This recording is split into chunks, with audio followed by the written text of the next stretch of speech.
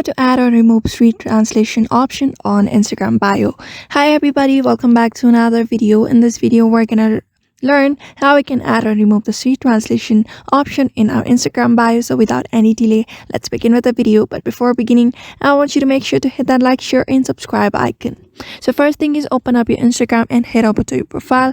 And here, if you have an English bio, you don't need to worry. There won't be such option called street translation because Instagram is an English app.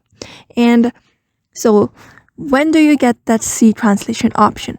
So when you view a profile from any other account, if you have added any other language on your bio. So let's say I'm gonna add a different language on my bio right now. I'm just gonna go to the bio section and paste the language that I've just copied. So I'm just gonna paste it, right?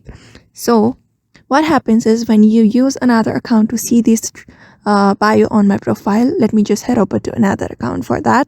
And when I look up to my account through another account, you can see I have this C translation option since I am using a different language bio on my profile. So to see that translation, you just need to tap on this C translation, and you can see I have it is converted into English language. So if you have an English language, there won't be such option called C translation. If you use any other language, you'll be able to see this C translation option on your bio when you look up from other profiles. So therefore, just follow this method in order to turn off or turn on the C translation option on your bio. So I hope this video was helpful to you, and thank you for watching this video.